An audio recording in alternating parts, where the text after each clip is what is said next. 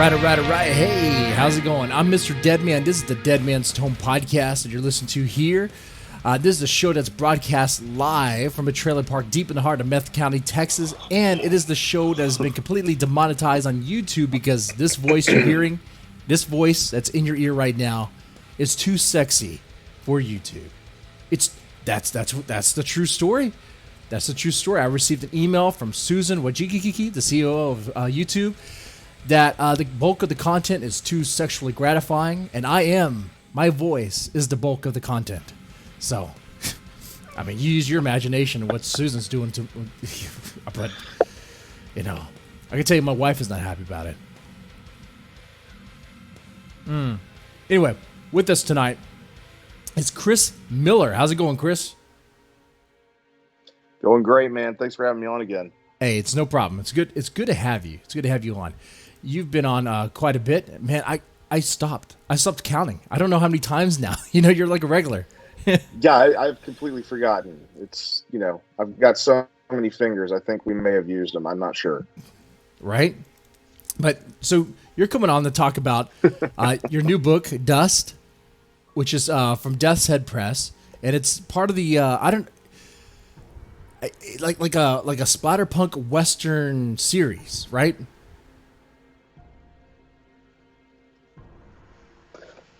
Man, I'm having a connection issue. Can you hear me? Are you still there? Yeah, I can hear you. Are you able to hear me? Yeah. It's cut. I can hear you at the moment. Yeah, it was cutting out on me for a second. That is strange. That is really strange.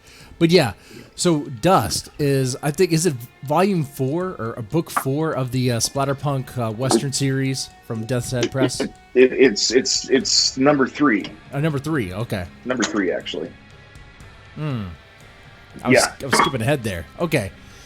So first off, I'm loving. Yeah, they loving had what the Death's Head Magpie Press is Coffin doing. by Wiley Young and Hunger on the Chisholm Trail. That's right. Which I needed. Wiley Young his book is great, and they got a cover artist. Yeah, the cover art is amazing. The cover art is awesome, fantastic. I'm loving it. I'll go and bring up the cover here in a little bit. So tell us a little bit about this book. Okay, well, East Texas, and the back of the book just kind of describes an unknown and timeless evil descends with knowledge from beyond. Okay, moves through time and space, pursuing age-old horrors. Okay, moves through time and space. Hidden town of Dust to continue his life. Another is hot on his heels, and will stop at nothing to rip the divine knowledge from D. As 3 opposing forces collide, D becomes both hero and villain in his quest against the Elders. He doesn't have time to be sorry. There are gods to kill. That's pretty cool. I like that. There's gods to kill. It's very much like a type western painted in heavy craft. Painted heavy in Lovecraft? Okay. Yeah, for some reason we are having a connection issue. I don't know why. You're kind of cutting in and out too. Am I cutting in and out for you? Yeah. Okay. Bad here. Here's what I'm going to do. I'm going to resume this call. I'm going to hang up and I'll call you back. 1 moment. Give me 1 moment, okay? Okay. All right. I do apologize about that. That's no good. That's no good. Sometimes that happens. What can I tell you? What can I tell you?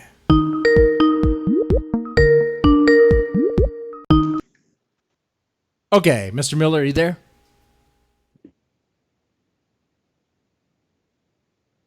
Are you there? Are we good?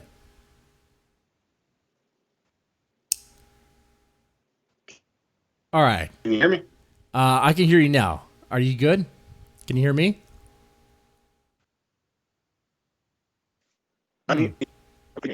Yes.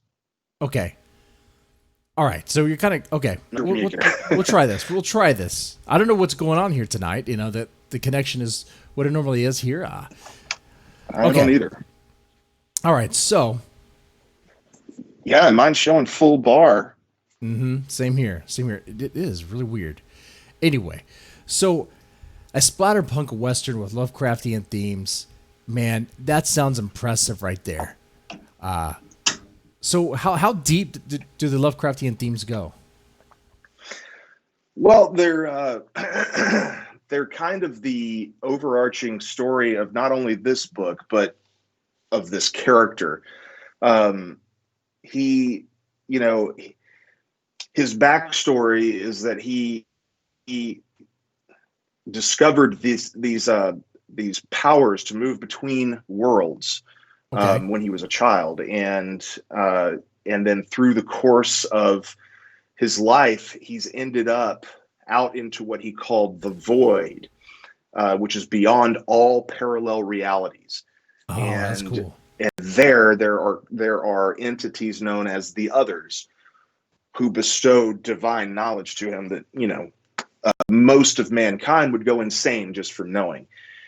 And because of that knowledge, now he's using his ability to move through time and space to hunt down these elder gods and destroy them before they can destroy humanity. Okay. And that's what he's doing. And in Dust, he has come to he showed up actually in Mike Inbach's book, Hunger on the Chisholm Trail. Okay. There's a little walk-on character, James D, who Okay. shows up in Duncan and talks to Carl for a few minutes, asking where's Dust, and then he moves on. And so that's my guy. He showed up in 1872, and he's been searching for Dust, which is a hidden little town that most people don't even know exists, for 7 years now, and he's finally on the cusp of finding it. Oh, okay. He's finally finding it. But man, that whole premise right there sounds awesome. I mean, you have a guy who's. Thank you. I mean, Thank you. okay. I'm a huge. Go ahead. Sorry. No, I was gonna say I'm a huge Tarantino fan. If anybody's listened to any of the interviews we've done in the past here, I've probably love Tarantino's style, and I'm also a huge fan of Lovecraft and cosmic horror in general. Mm-hmm. And finding a way to wed the two together just was like, you know what? I'm not sure I've seen that before, and it sounds like a lot of fun. So let's check it out. Now, having read a bunch of stuff, a lot of short stories being submitted my way, I have read like Lovecraftian westerns before, but what you're describing here, I mean, it sounds different. I mean, it first off, it definitely sounds interesting. It sounds like it would hold my interest. I haven't had a chance to read Dust yet. I'm definitely going to pick up a copy as soon as I can. But I mean, just so this guy, he somehow is able to take on the knowledge of the I guess the ancient ones or elder ones, right. whatever. I mean that right there is I guess a core component of like a Lovecraftian sort of story, and what he does with that. I mean, he's on a quest. So, without giving too much away, like what is with this place Dust? Like, what is it looking for? So Dust is a tiny little, town. It was surrounded on three sides by this giant lake, and it had one way in and out. Well, there is this ancient artifact that is linked with an elder god as Niethul, and it has ended up there. We don't know exactly how. I might have a reason. I might have an idea how. Like the artifact just appears there. Someone definitely looted that thing. Someone definitely smuggled that thing somehow. I mean, for what agenda? I couldn't tell you. You okay there, Mr. Miller? I don't know what it is tonight. I don't know what it is. Can you hear me? Yeah, I can hear you now. Man, I'm having trouble. I know. Hey, I'll tell you what. Send me your phone number on I mean, I can call you directly. Like are you on your cell phone? or are you on the computer or something? Well, yeah. Let me. I got my phone Yeah, right here too. Definitely don't say it on live. Send that to you. Don't say your number. Yeah, just send it to me, and I'll give you a call. That way we have a better connection there. And we do this live, ladies and gentlemen. We do this live. Okay, sometimes something like this happens. It makes the show kind of organic, I think. But yeah, first off, while we're doing this, check out the other books in the Splatterpunk Western series by Death's Head Press. I could definitely tell you, Wiley E. Young's is great. I read that personally. I reviewed it. I was blown away. Mike Enenbach, I haven't read his yet, but I need to.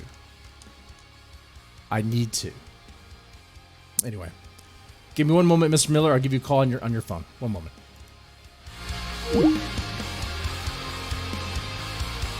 Oh, we just had a technical issue. I guess the connection issue on whatever he was using.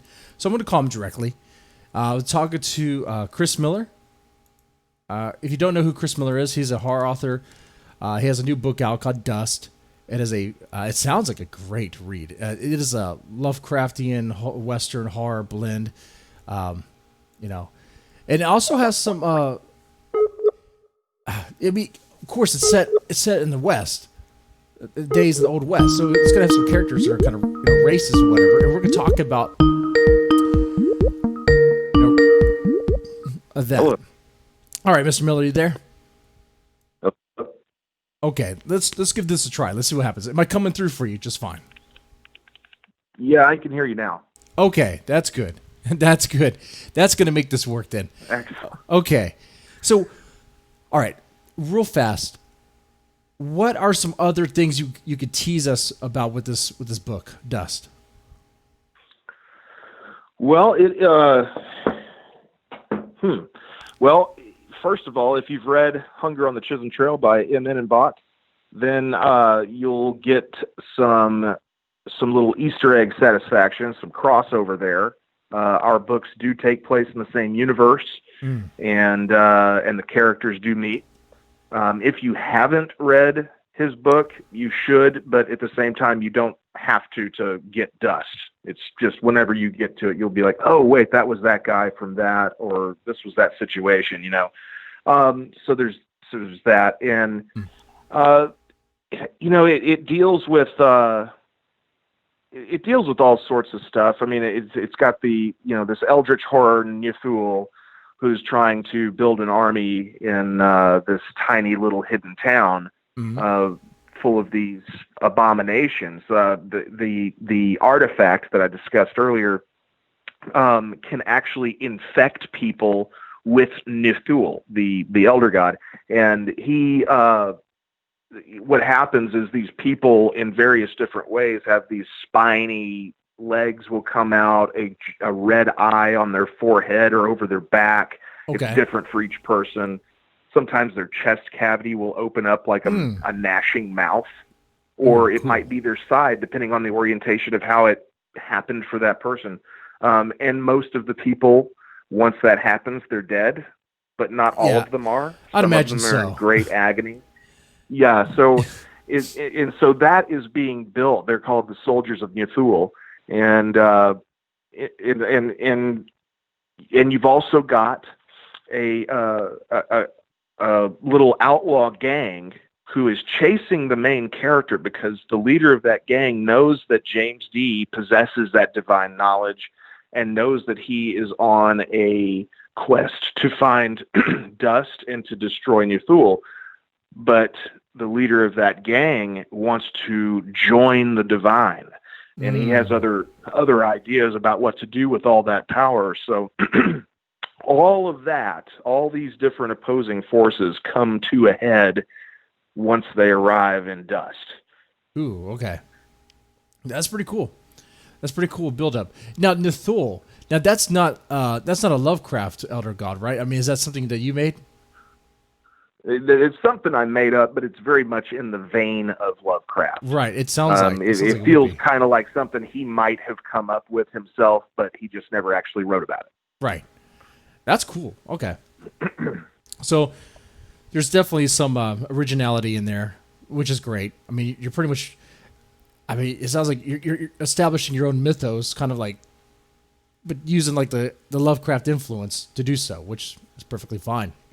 Now, one thing about your story that I'm aware of is that since it's set in the time that it's set in, like being the Old West, it has, well, of course, racist characters. It's going to have some, in-words and all that stuff there.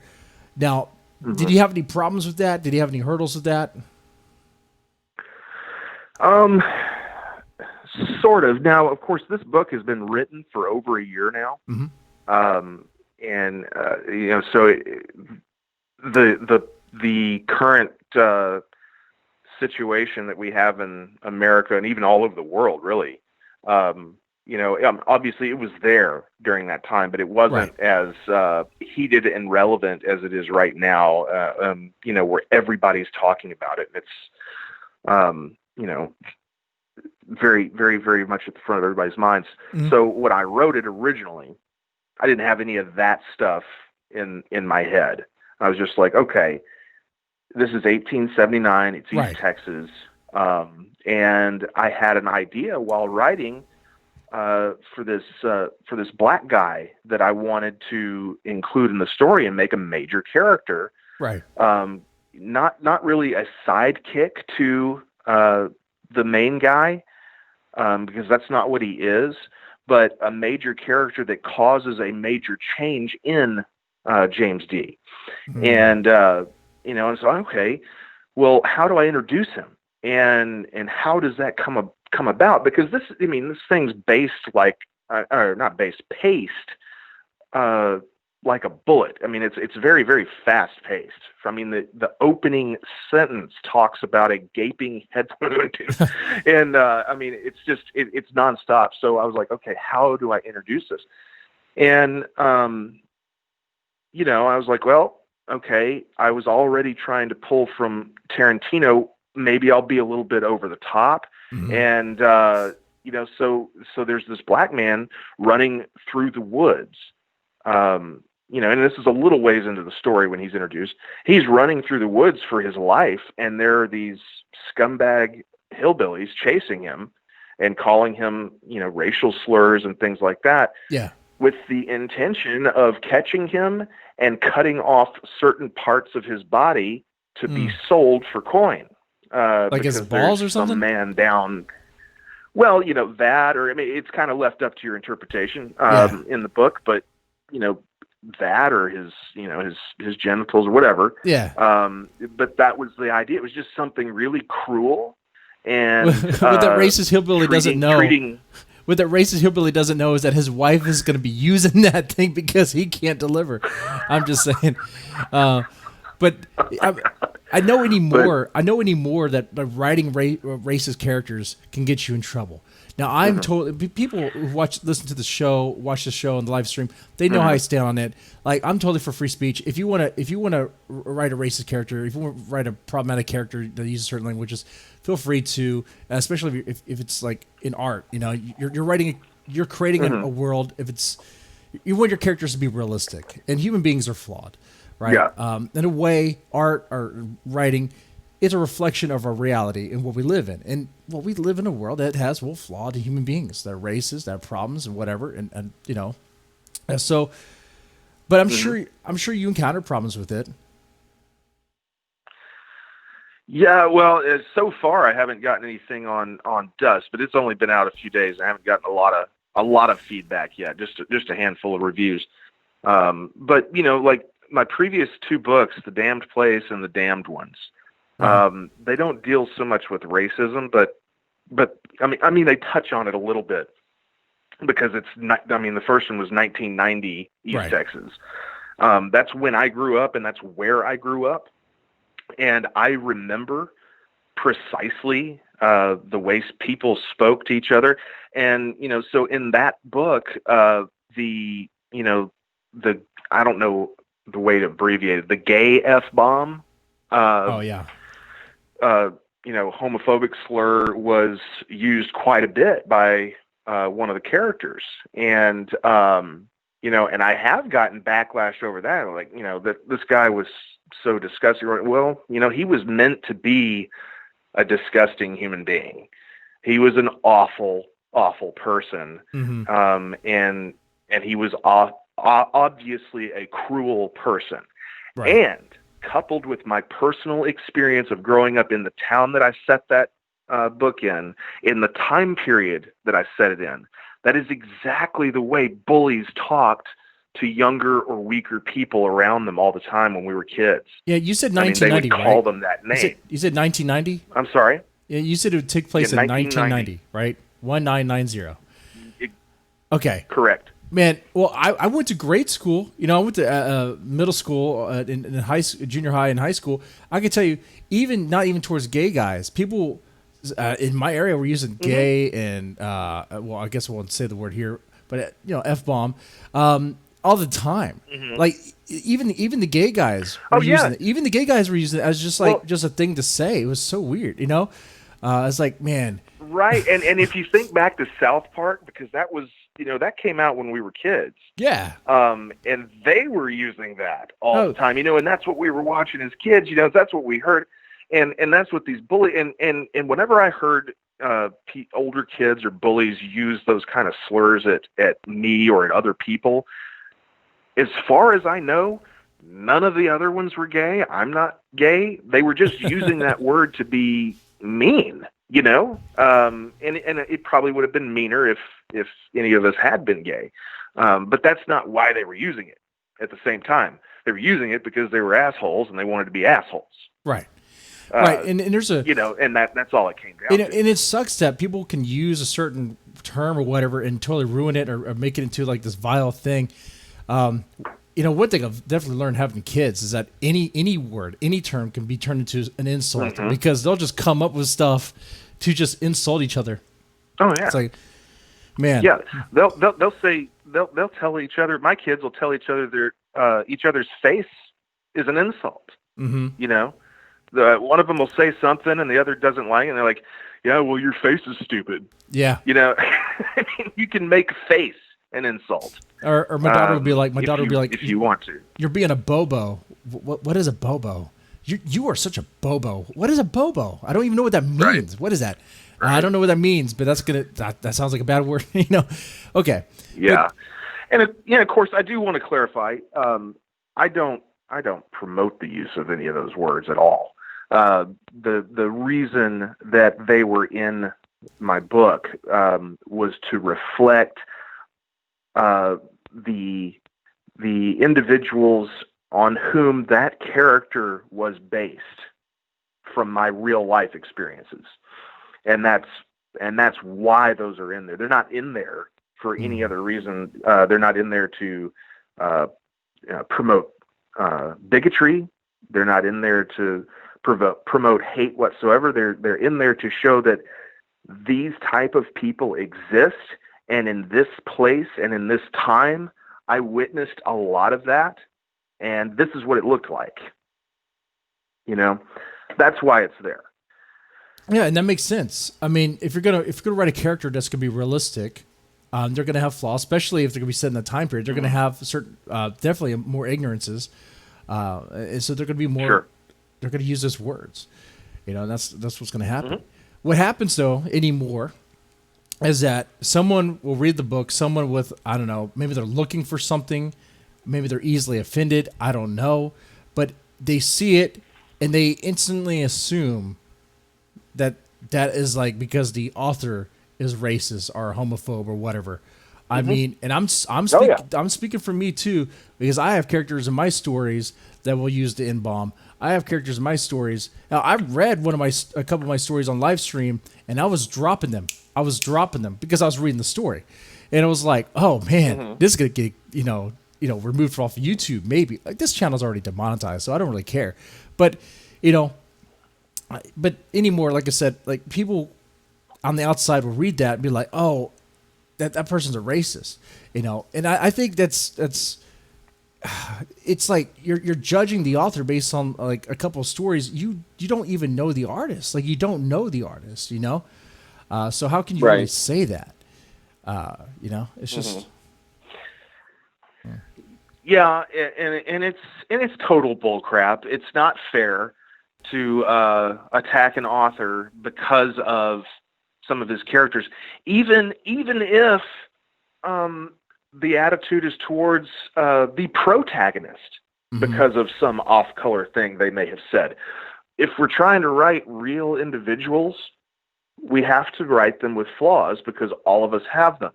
And one of the things in good literature that any author worth his salt tries to achieve is, okay, I want my protagonist to be this person at the beginning of the story. Yeah. But after the arc of their story is over, I want them to have changed and become this other person.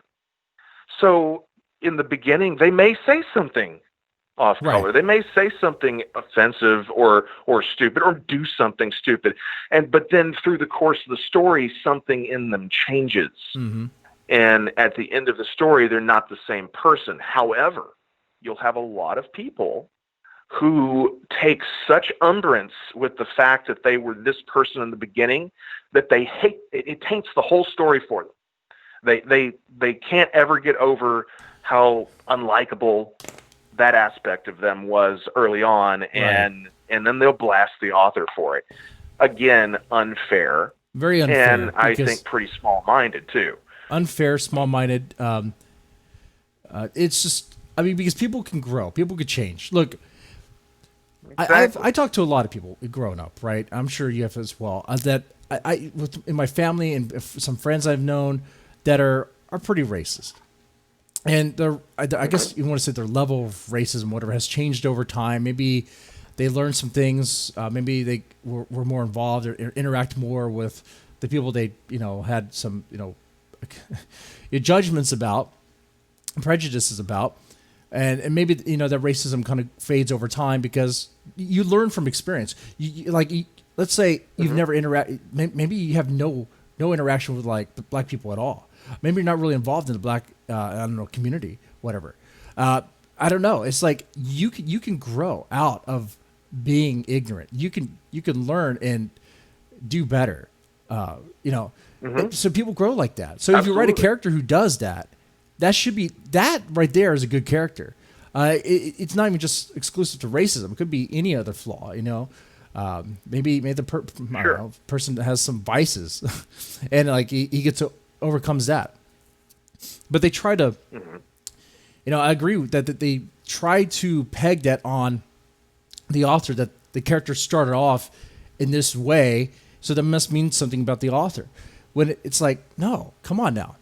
Like, it's okay to write a character that is racist. It doesn't mean you are a racist. It's okay to do that. It doesn't mean you're promoting it. But some people on the counter argument to this whole thing would be like, oh, just the fact that you're writing it is perpetuating it because people are going to read it and they're going to echo it. It's like, hold the phone, man. It's like, yeah. Like these stories are a product of reality. Like, Yeah. I mean, we have to reflect reality, or our fiction is going to suck balls. That is just a fact. I mean, if people can't relate to, man, I have been in this kind of a situation before, I've met that kind of person before, then there's no connection, and you've got nothing ultimately. You have to be able to present ugliness. In an ugly manner to really shine a spotlight on it. I don't understand the desire to sweep all this dust under the rug. Dust. So to speak. I mean, no pun intended. But it's like, okay, you don't want people writing about racist or homophobic or Islamophobic or you name it. You don't want people even writing about that anymore. And so, in effect, what you're doing is taking the fact that all of that stuff exists in this world and you're putting it under a rug and you're covering it up. Well, guess what? Your floor is still fucking dirty. You haven't cleaned anything. You haven't dealt with anything. No one has talked about things, and therefore no minds have been changed. And isn't that what ultimately we want, is that it's somebody that has some sort of racial issue or homophobic issue or whatever the cause, the issue is that they have, we don't want them to stay like that, except that on social media, at least, it seems like they just, the cancel culture thing, blacklist them, make them go away, and they don't exist anymore, blah, blah, blah, blah. They're just the devil. Well, you know what? Yeah, they've got some problems, and there's no tolerance for racism or bigotry or anything like that. I get that. But the ultimate goal ought to be to see that person change their mind and turn around and go the other direction. And we will never, ever, ever, ever, ever ad infinity accomplish that so long as we just like, oh, they wrote a racist character, blackballed, or oh, this person said something that I find offensive, blackballed. Nobody's talking. They're just trying to erase everything. Right. And that's not fair to authors or artists. That's not fair to anybody. And unfortunately, because of that, very, very few minds are actually changed for the better. And I feel like as human beings, if we were really honest, we would all agree that's the ultimate goal. We don't want racists to just all their heads explode at once, and maybe some people out there do. But what we want them to do is to change their perspective and realize that they were wrong and go in another way and show that love can overcome hate. You know what? And what you said the there, ultimate though, goal. What you said there is very right. There's a lot of, I don't know about a lot. Maybe there's small people. I don't know. But there are people out there that just want to see racists dead in the street. That's their solution. But here's the thing. Here is the uncomfortable truth. Look, racism stems from the fact that as human beings, we see patterns where patterns may not exist. That's how stereotypes form. That is a biological thing that our brains are wired to see a pattern. You interacted with this one person before this happened, so stay away from people that look like that. Okay, and that continues on. That gets taught as well. Okay, so you're not going to purge racism. Oh, sorry. What I'm getting at there is we all have it in us. We all have it in us to be racist. We have it. What we can do is we could fight that with, just exposure, information, and education.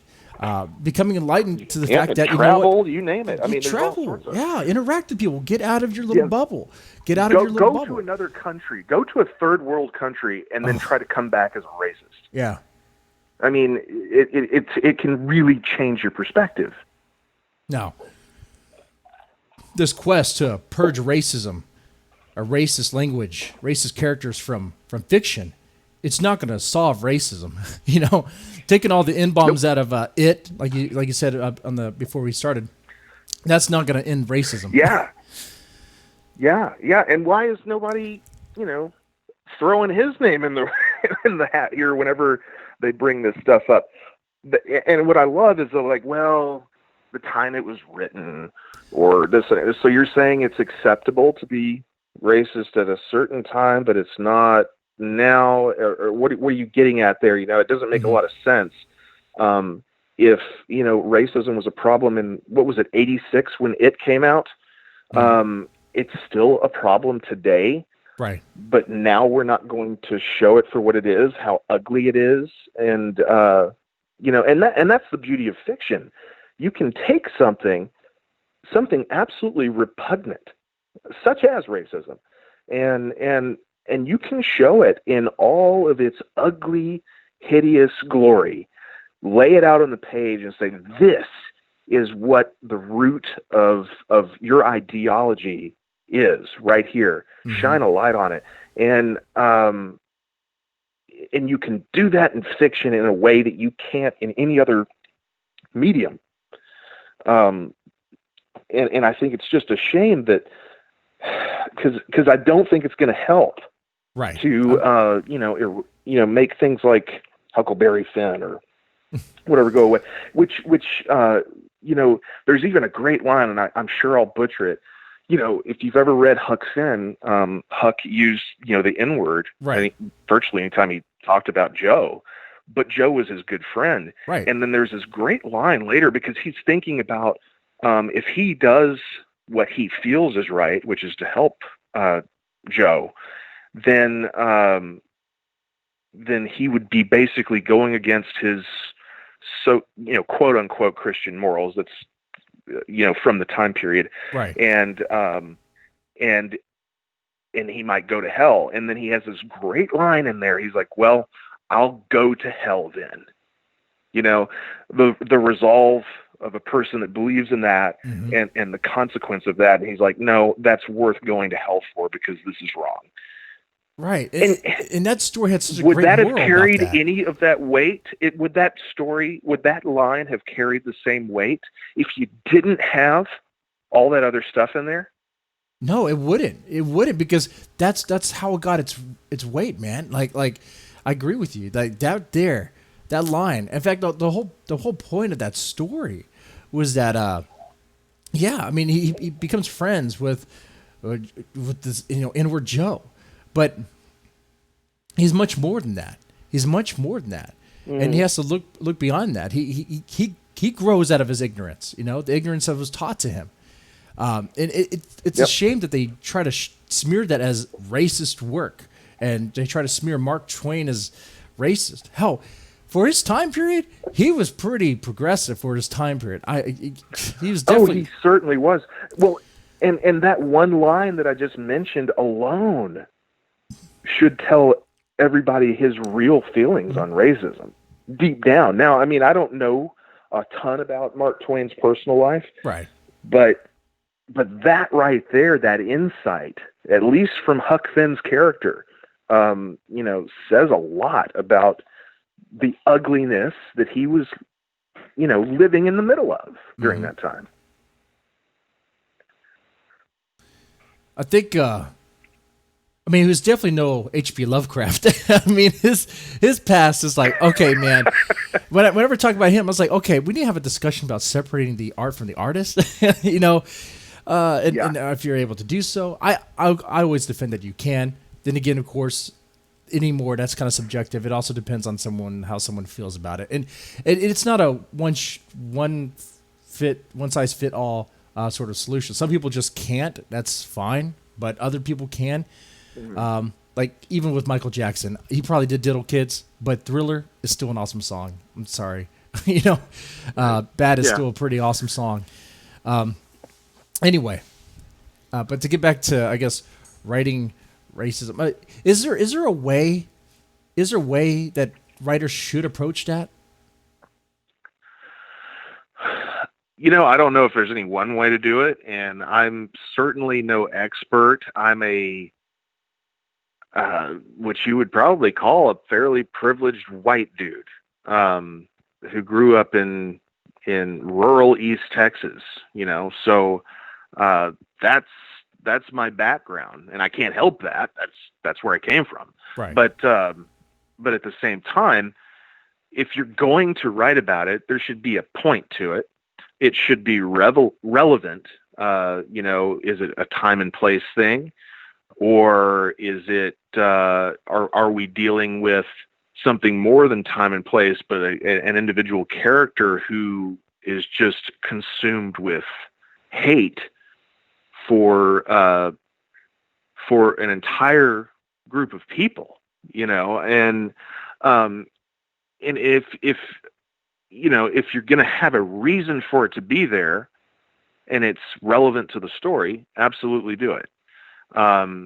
If you're just trying to throw it in there as to be like shock factor or anything like that, then I think you're making a mistake. Mm-hmm. I don't think that's the way to go about it at all. Yeah, I agree with that. Like, if it makes sense for the character, makes sense for the time, it makes sense for the situation. Yeah, and sure. See, when I started writing Dust, I never had it in my head that I was gonna have characters dropping N-bombs or doing anything like that. And to be clear, there's not a ton of that in the book. Right. The book isn't a treatise on racism. It's a cosmic horror Western story and because of its place and setting, and this really, really terrific character named Denarius King, who is one of my favorite characters I've written. I like the last name King. Because of all of that. Yeah. Yeah, he's a king. And anyways, because of that, I realized, okay, it would be pretty ridiculous. Something, I was talking to Raph James White once on Facebook. I don't know the guy personally or anything, but we're on Facebook. And he's pretty vocal. He's a very progressive guy. He's very vocal about racism a lot of the time. So anybody that follows him probably knows that. Yeah. And I asked him a question. I said, what are your feelings on people, writing a racist character in a book? And I said, obviously, I mean, not from a supportive position, but just showing it, for its ugliness. And he gave me a response. I can't remember the whole thing, but I do remember one part that was basically the heart of his thought on it was, it would be absolutely ridiculous if there were a character who was a Klansman who was also politically correct. Oh, can you imagine that? That would be ridiculous. And I couldn't agree with him more. It would be ridiculous. Can you imagine that? Oh man. Oh, that would be satire right there. That would be satire. Yeah. Yeah, and that would be hilarious. Now I want to read that story though. Now I want to read the story of the KKK guy who's super progressive. the PC Klansman, yeah. And I mean, I don't know. I don't know if you're going to deal with heavy themes. You're going to have to wade through some heavy writing. I don't know another way to do it myself. Maybe somebody can teach me. Right, and heavy themes, heavy writing. We explore that. I would say for writers listening, don't be afraid to tackle those subjects. And if you're curious about that, here on this podcast, I've talked with different authors. I had one who had a story themed around abortion, and one themed around, of course, a lot of things around murder. And maybe kids might be involved and stuff. But it's like, okay, well, like, how do you tackle that? Like, how do you explore that? What's going on there? But in the end of it all, like you said, your book isn't about racism. It has racist characters, right? Overall, it's a very fun, entertaining read. I definitely want to pick up a copy. When does it come out? It's already out now, right? It's been out 3 days, you said? Yeah, it's been out for about a week and a half now. Okay, and what's the feedback been like? So far, it's been extremely positive. I haven't gotten a lot of feedback yet because it just landed. So people are probably still reading it or trying to catch up on the first two splatter westerns. It is a series, but people seem to not realize that they're all standalone at the same time. So, yeah, but Death Side Press is pretty smart about that. Some people are catching up, but yeah, what I've gotten so far has been extremely positive. Christine Morgan, who wrote White Death and Lake House Infernal and what else? Spermjackers from Hell. She's got quite a library, and she really enjoyed it. She had a lot of fun with the book, and so far, yeah, it's been very positive. No negatives. Yeah, that's good to hear. I'm sure they'll come. Oh, they always come. We don't need to put lights on them, but they always come. They are inevitable. But okay. But yeah, Death Side Press is very smart about making this a kind of sort of a series, but not really. They're all themed around the same splattered Western, but they're not really about the same thing. Just in spirit, they have a similar vibe, but different characters, different narratives, different elements. This was all Patrick C. Harrison III's brainchild. And he, and of course, he's half of Death Side Press, right? And what he said when he approached me and the others, about possibly writing one of these, was he wanted it to be set in the real historical United States West, Okay. Not some alternate reality, where the Confederacy had won the war, or, nothing like that. He wanted the real Old West. Okay. And he wanted, like the guns and everything to be authentic to the time period, if we were going to get real descriptive on that, so on and so forth. And then he wanted it, bloody, gory, lots of fun, splatterpunk novel, but in the Old West. And so that's what we've been rocking and rolling. And, even though M. Innenbach and I have had a little bit of a crossover between our books, they're really completely standalone. You can jump into this series at any point and pick up one of the books, and you're going to have just as much fun as if you had started at the beginning and read all the way through. And man, I got a copy of Wiley's over here. Like I said, I can't stress enough. Fantastic read. Fantastic read. His was really great. His really was great. I love that character. That character was, man. Okay. He was savage, man. He's a savage killer. There was a part in that book where I was like, man, this guy might not be a good guy anymore. I don't know, man. He's reaching another level where he just kills to kill. Ooh. Yeah, he's totally an anti-hero for sure. And I remember thinking when I was writing mine, my guy, he's not 100% the good guy. He does some pretty rotten things too. He's a bit of an anti-hero. However, when I read Magpie Coffin, I was like, okay, Wiley, you take the cake on that. Man, because your dude is just savage. I don't want to spoil, but I'll say there is a part, like one of the first kills, where he gets the guy. The guy's not even dead yet, but he stuffs him in the carcass of a buffalo to suffocate him. And leaves him to rot in the sun. Yeah. Oh, God. Man, ruthless killer. Oh, my God. That never even came over my radar. I know. Like, I'm curious. I was like, Wiley E. Young, I'm curious about your search history, man. I'm curious about what you Google. I want to know, man. Oh, man. Yeah. But people like flawed characters. They like complicated characters. And even his character, even though it seems simple on the surface, he's just another, like a Western cowboy. He's just a killer, like a mercenary. We've seen those types before. But the level that he goes to, the level he takes it, it's like, have you ever seen the movie Bone Tomahawk? Oh, yeah. Okay. Yeah, I love that one. When I first started watching this movie, I wasn't really feeling it. It starts off great. It gets you right away, right? With that the head being beheaded, that gets you right away. But then there's a part where I was like, wait a second, this kind of seems like the buildup of like Tombstone, but it's not Tombstone. I mean, you kind of have similar kind of sort of characters, and they're kind of doing similar sort of kind of stuff.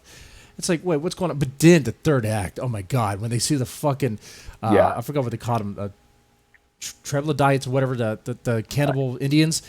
Man, oh my God. Yeah, I forget the name. Savage. They go all the fucking way with that shit. They show savage. The reason why I bring that up is because the main characters in that movie, Bone Tomahawk, they were flawed.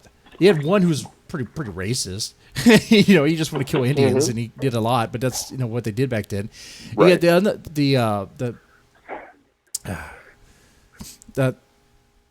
the other guy. I mean, he wanted to lay down the law no matter what, and it didn't matter if he had to execute you or kill you or whatever. But didn't you meet these other guys? Those like cannibal Native American people who are just like, they take savagery to a whole other level. Like, oh my fucking God. Yeah, there's been 2 movies no, let me take that back. There's been 3 movies where I have been left literally with my hand over my face, but I'm looking through my fingers, and I'm pressed back against my chair while I'm watching certain parts of it. One of them was Audition. Another one was Martyrs, the French version. And the third one was Bone Tomahawk in that third freaking act. Yeah. Because there's some moments that are just so shocking. I was like, I can't believe this was like an actual Hollywood production with a, A-class cast on it, with it being so freaking savage, but it was just brilliant in every way. And you know what? The director who did that, I think that was his first movie. It was the guy who wrote the book. So he pretty much directed his own book into that. Oh wow! But that was his first movie he made, and it was that Bone Tomahawk. That is super. I know, cool. Right? You right out the gate, you're doing well. Yeah. Okay. Oh, okay. Being that your book is Western themed, I have to ask, Western horror, Lovecraftian. If you were a character in your book, like maybe one of the main guys or whatever, who would you take? What sort of Western action star would you take? Would be in your posse? Would be on your side? I would want 1960s and 70s era Clint Eastwood. Yeah. You know, the squinty eyes and the snarl, the ever-present cigar. Mm-hmm. And he's unstoppable. You know, I've watched, I don't know if I've watched every one of his Westerns, but I've certainly seen a lot of them. And, you know, John Wayne was John Wayne. To me, Clint Eastwood is the iconic cowboy to me. Right. But, you know, maybe not to everybody, but for me, it's Clint Eastwood. And that's who I would take along. Yeah, John Wayne's like the Hollywood star cowboy.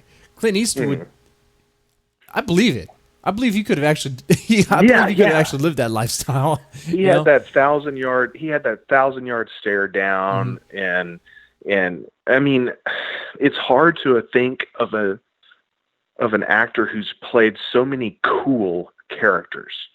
I mean, what's his name? James Coburn has played some cool ones like Duck You Sucker and some other cool Westerns. You know, and Charles Bronson was awesome in Once Upon a Time in the West as harmonica, when they said something to the effect is like, looks like we're one horse shy, you know, because they had 3 horses. There was 3 of them, and there was him. And he's like, no, you brought 2 too many. And then he wastes everybody. Fistful of Dollars, I think it was, or for a few dollars more, where Clint Eastwood's coming into town. He tells the guy over there building coffins to get, I think, 2 or 3 ready or whatever.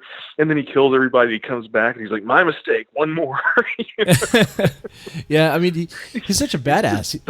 That's just too cool. He played badass characters with awesome lines. I was going to say, Val Kilmer from the Tombstone, but I mean, Tombstone. Yeah. He was terrific, dude. That might be one of his best roles. I don't know. Oh shit! It probably is one of his best, but you know what? And this is never totally popular, but this is my opinion. I love Val Kilmer as Doc Holliday in Tombstone, but the reason I keep coming back to rewatch Tombstone over the years is because of Kurt Russell as Wyatt Earp. Fuck yeah! Because he was as good as Doc was. He was even better. In my opinion, he wasn't as colorful a character, but he was so powerful in that role, and he's just captivating. You tell him I'm coming, and hell's coming with me. You hear me? Hell's coming with me. And that whole scene, he's shouting. I mean, I get chills every time I've seen it, and I've probably seen it 20 times. It's a powerful performance. Kurt Russell, man, that's another one. I actually believe he could live that lifestyle in a way, you know. He's one of my all-time favorite. I don't know why he hasn't gotten an Oscar for virtually every time he's walked on screen. Right, the guy is really good, and anyway, that's my favorite part of Tombstone. He's so good. I might be the only one who thinks this. I know I'm not, but he's so good. He's one of the reasons why I'll still rewatch Big Trouble in Little China, because his character was hilarious in that movie. He was awesome. He was so awesome. He was ridiculous awesome in that movie. Yeah. I mean, Kurt Russell can make a movie where he's not even really that important of a character. Even the characters in that movie were like, who are you? What are you doing here? I don't know. What am I doing here? I don't even know. I just want my truck back. Can I have my truck back? Jesus. Yeah. I just want my truck. Yeah. But yeah, he can make a script. He can make a script like that do well. It's like Kurt Russell can turn things into gold, man. He can. Were we're almost here for time. But have you seen any new horror movies you've seen lately? A couple, and they're ones I've watched multiple times now, but they both came out end of last year, early part of this year. One is The Lighthouse, and the other is Color Out of Space. And both of them I really, really loved. I think The Lighthouse may be one of the best things ever filmed, period. I love that movie. Every time I watched it, I've gotten a whole new layer out of it, and I still don't feel like I've gotten it all. Yeah, I wanted to watch that and now. then Color Out of Space. I'm sorry? Oh, I wanted to watch that today. I did, but I was like, no, that's a movie that my wife is going to want to watch too. So I'll have to wait. It's heavy and it's weird, and it's very, very much an art film, but it may be the zenith of filmmaking, man. It's just crazy good. The performances too, man. Robert Pattinson has shed all of his sparkles. He was absolutely Oscar worthy.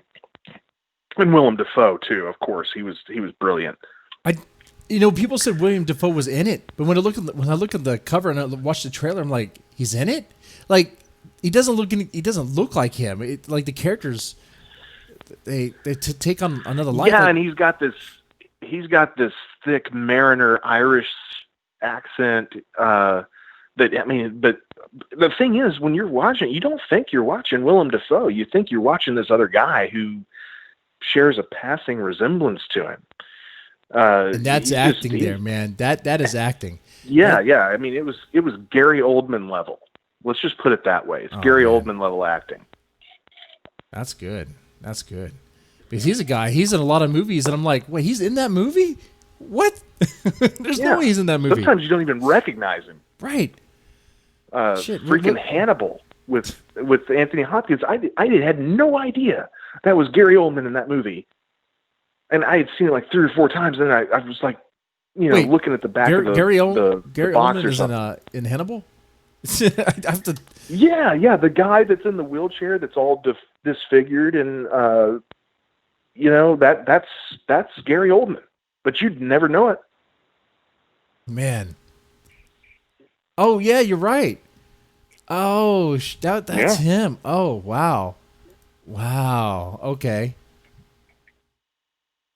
Okay, see, that's high-level acting right there. That's how when an actor is able to actually become the character and not have to just keep their face so people know that it's them.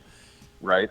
That, first off, that requires you to take any sort of remove yourself from narcissism, at least a little bit, because you're gonna have to play a character. Mm-hmm. You're gonna put on enough makeup where people don't even recognize it's you anymore. And a lot of these actors, they like their face. They want their face to be seen. Right. But some actors, it's like the performance is what's important. It's the character. Become the character. Yeah. Oh, and it ought to be, because not every actor has the face for it. Not everybody's Tom Cruise, Right. Not everybody's good looking and super charismatic and can do their own stunts and blah blah blah blah blah.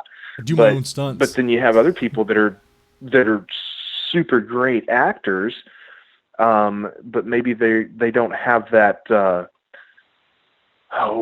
What's the term? Photogenic appearance, whatever, but they can really act, and they can slip into roles, man, with makeup and just become this other person to a level that a lot of actors can just never achieve. That's true. Man. But yeah, Color Out of Space, Lighthouse, those are pretty good movies in my opinion. I know some people don't like Color Out of Space because of Nicolas Cage, but I'm like, hey, those people are wrong. Those people are wrong. And you know what? I'm willing to host a debate about that if people are willing. I will say this: if you're wanting a Lovecraft story where people are going crazy, like mentally insane, why not pick an actor who's good at playing crazy people? And that is Nicolas Cage, or who is maybe actually mentally insane. I don't know. This may be that may be him. It might be. For all I know. And leaving Las Vegas might have been him actually acting. Right? I don't know. But It's like, that's when he won the Oscar, but he's brilliant. Batshit Nick Cage is my favorite Nick Cage. And the more batshit he gets, the better he gets. Oh yeah, definitely. I can't have enough fun.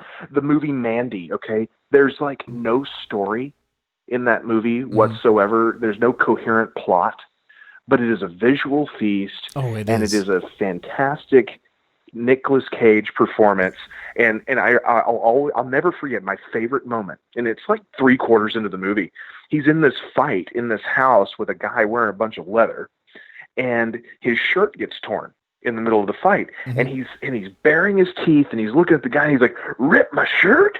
Rip my shirt!" And then he beats the hell out of him. And his head's whipping around, and his hair's wafting through the air. It's genius.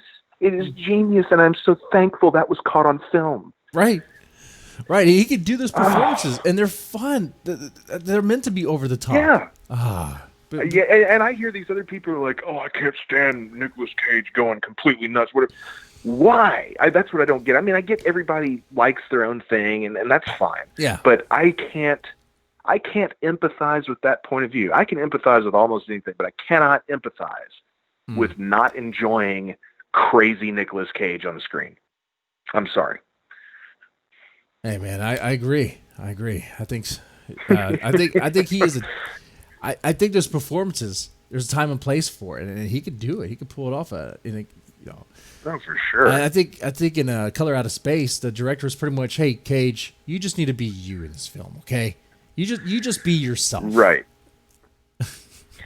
Yeah, and he's not quite as crazy in Color Out of Space as he is in Mandy, or I don't know if you ever saw. I think it was from the early '90s. It's called Kiss of Death.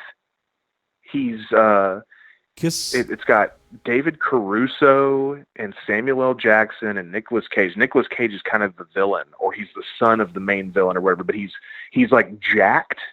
He's constantly working out in the movie, and he's got these huge muscles, and he's got short hair and a goatee, and he's out of his freaking mind, like he's on steroids or something, and he's just nuts, and he's so much fun to watch in that movie. He's literally the only reason to watch that movie.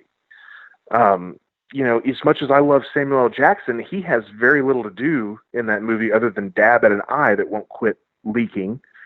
And David Caruso is just being David Caruso, which is, ho-hum. Yeah. But Nick Cage, man, he makes it worth watching. See, I haven't seen that one, but I was thinking of A Vampire's Kiss. I believe in that one he had some crazy performances. One. They didn't make any sense, but it was just like, what are you doing? None. He just lost his mind. Another great Nick Cage performance is Bad Lieutenant, Port of Call, New Orleans. There's two Bad Lieutenants out there. One's got Harvey Keitel, and it was made late 80s, early 90s, something like that. And then there was Bad Lieutenant, Port of Call, New Orleans with Nicolas Cage, and I forget who else. And he's coked out, he's methed out, he's doing all these drugs through the story. He's this police detective, and he's doing this investigation right after Katrina, and he randomly sees people's souls start breakdancing. And no one else can see it, but he's laughing and he's pointing. He's right there. His soul's breakdancing. And you can't look away from the screen. It's just so brilliant. Yeah, I mean, if you need someone who's going to play like a cokehead who's hallucinating, you definitely want Nick Cage. You do. Oh, every time. Somebody needs to clone him or freeze him or something so we can keep this up. Man, because in real life, there are some very eccentric characters that I've encountered in my life. I'm sure you probably did, and the listeners probably did as well, or probably have. For sure. Yeah. All right. Before we wrap up, where can people get Dust, your book Dust? Dust is available in print and ebook on Amazon. If you have Kindle Unlimited, it is on that, so you can take advantage of that for free with your subscription. I am ordering some copies soon. I'm probably going to get 15 or 20, and I'll be happy to sign and ship out a few of those. But obviously, those are going to be extremely limited. Yeah, when I bought Yeah, Young's copy, I bought it signed. I paid the money for that one. I was like, hey, yeah, just sign the cover. So I'll Right probably get on. one of them. I'll hit you up on that. Anyway, Excellent. yeah, Mr. Miller, thank you so much for coming on the show. Ladies and gentlemen, if you made it this far, press the like button, share, subscribe. I know the YouTube channel is kind of essentially dead to me in a way because it's completely demonetized. I've been doing more videos here and there, just thoughts about things. It's not really related to Deadman's Tome, but it's other things that are on my mind. But if you're listening to this on the podcast feed, definitely leave a review and share. Sharing is caring. You know, that's what I say. Anyway, y'all take it easy. Thank you so much.